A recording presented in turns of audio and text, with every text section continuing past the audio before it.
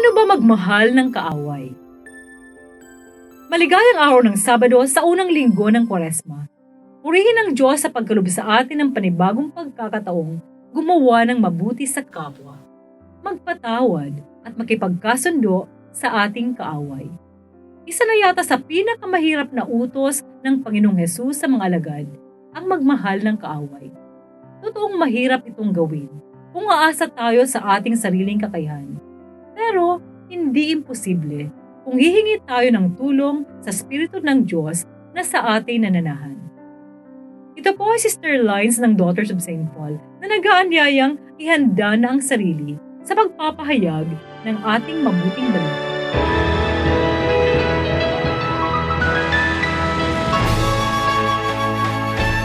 Sinabi ni Jesus sa kanyang mga alagad, Narinig na ninyo na sinabi, mahalin mo ang iyong kapwa at kamuhian ang iyong kaaway.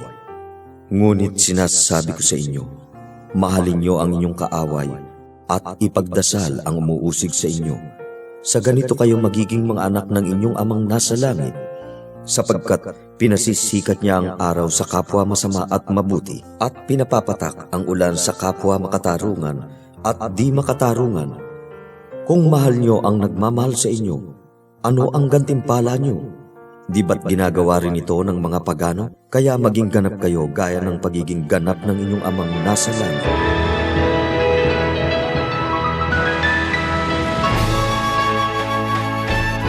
Pwede mo bang i-picture sa iyong imagination ang taong dahilan ng pagkulo ng iyong dugo? Tapos, subukan mo kung madaling matagpuan ang pagmamahal mo sa kanya. Alam kong mahirap itong maapuhap. Ang isang piraso ng papel, hindi gagalaw, maliban kung may hangin na iihip dito. Ganyan ang ating kalooban. Hindi masasalat hanggat hindi ito hinihingahan ng Diyos. Mananatili tayong manhid sa mga taong dapat nating mahalin. At maunawaan, maliban lang na maging aware tayo at maramdaman natin ang banal na hininga ng Diyos sa atin. Sa mabuting balita, nagpaalala ang banal na maestro na mabuhay ayon sa buhay sa Espiritu. Life in the Spirit. Ang bawat paghinga natin, pag-iisip, pagbigkas ng salita, pagkilos ay nagmumula at nakaugnay sa buhay na Espiritu ng Panginoon. Nasasulat sa katekismo ang ibig sabihin ng life in the Spirit. Una, paggalang sa kapwa. Ito ang pag-unawa sa pinagdaraanan ng ating kapwa.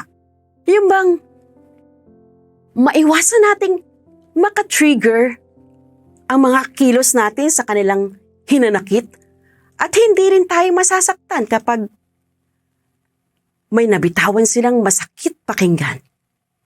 Ikalawa, pagkakapantay-pantay at pagkakaiba ng bawat isa. Pare-pareho tayong nilikha. Maaari na may pareho tayong prinsipyo o values, pero may pagkakaiba rin ang ating ugali, ang ating ways, ang mga naging sugat sa ating nakaraan. Ikatlo, human solidarity o ang pagkakaisa. Maya-apply natin ito sa pagkakawang gawa at tugunang pagmamahalan. Oo, may sarili-sarili rin tayong pinagdaraanan. But take them as spices of life.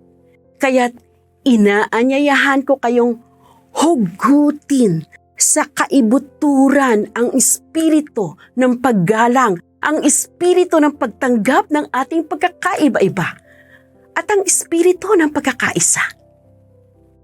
Sa pamamagitan nito, binibigyan tayo ng panibagong pananaw at pagtanggap sa mga hirap nating kinakaharap.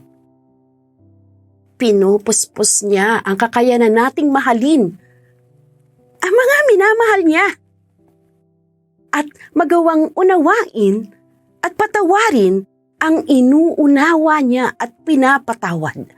Sabi nga sa awit, every breath you take, every move you make, every smile you fake, every claim you stake, I'll be watching you.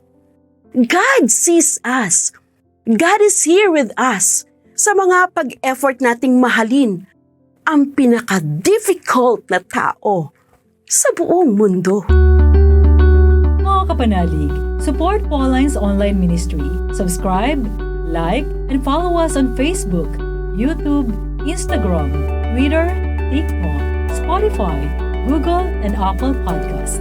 Maraming salamat po. At sa lahat na nag-message sa amin na humihingi ng panalangin para sa iba't ibang intensyon. Asahan po ninyong kasama nyo kami sa pagdarasal na ipagkaloob ng Diyos ang inyong mga kahilingan. Ito po muli si Sister Lines ng Daughters of St. Paul na nagpapaalalang walang hanggang pag-ibig ng Diyos ating panaligan, nananatiling matapat at hindi nagmamaliw magpakailanman. We are here to provide a new way of communicating and proclaiming the gospel.